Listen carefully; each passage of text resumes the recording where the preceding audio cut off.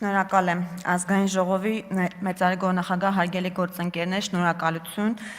շահագրգիռ քննարկման համար, իրապես այս նախագիծը շատ կարևոր է դիտորդական առաքելությունների քաղաքական չեզոքությունը ապահովելու տեսանկյունից եւ ինձ համար առնվազն տարակուսելի է, որ Հայաստան խմբակցությունը չցանկացավ բովանդակային քննարկումների մեջ մտնել այս նախագծի վերաբերյալ, որովհետև բավականին հետաքրքիր կարգավորումներ նախատեսում էր այս նախագիծը եւ հետաքրքիր կլիներ նաեւ իրենց դիրքորոշումը լսել այդ առումով։ Տպավորություն է, որ Հայաստան խմբակցությունը շահագրգռված է նրանում, որ դիտորդի շապիկ հագած քաղաքական գործիչներ շարունակեն զբաղվել քաղաքականությամբ դիտորդական առաքելությունների շրջանակներում, ընտրատեղամասերում եւ այդ ընտրական, այսպես ասած, խուժանությունները շարունակական լինեն, սա կարծում եմ անընդունելի է։ Անդրադառնալով Տիկին Կարապետյանի եւ Տիկին Տիգրանյանի հարցերին, Տիկին Տիգրանյան ֆինանսավորման հետ կապված ձեր առաջարկը նախագծում արդեն իսկ կա, իսկ այդ պահի դրությամբ, եթե հավատարմագրման դիմում ներկայացնելու պահի դրությամբ, եթե դիտորդական առաքելությունը դեռևս չունի ֆինանսավորում, պարզապես նշում է իր դիմումի մեջ, որ ինքը ֆինանսավորում չունի։ Եթե ունի ֆինանսավորում, նշում է ֆինանսավորվում է այսինչ կազմակերպության կողմից, այսինչ չափով,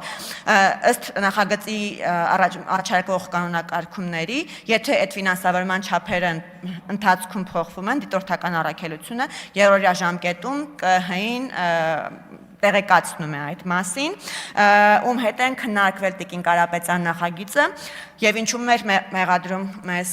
պարոն Մինասյանը, որ չենք քննարկել բոլոր դիտորդական առաքելությունների հետ, իրականում հնարավոր չի կանխատեսել, թե որ կազմակերպությունը կդիմի դիտորդական առաքելություն կատարելու համար, դրա համար մենք ընտրել ենք այն դիտորդական առաքելությունները, որոնք արդեն ավելի քան 1 տասնամյակ Հայաստանում իրականացնում են դիտորդական առաքելություն եւ իրապես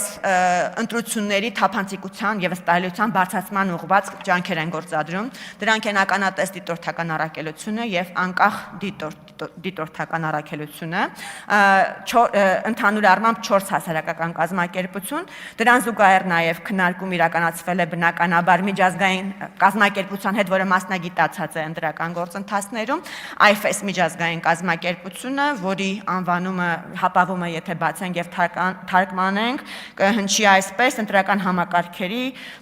միջազգային հիմնադրամ, այսինքն իրենց բոլորի հետ այս նախագիծը քննարկված է, համաձայնեցված է, բնականաբար քննարկված է նաև կենտրոնական ընտրական հանձնաժողովի հետ, իրավակիրառի հետ։ Այսինքն այս դիտորդական առաքելություններին առնչվող բոլոր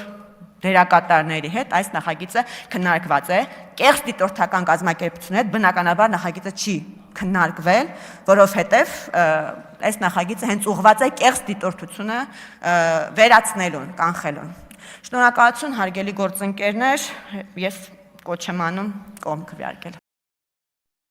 Հավանիչ տեսանյութը եւ բաժանորդագրվիչ նորությունները բաց չթողնելու համար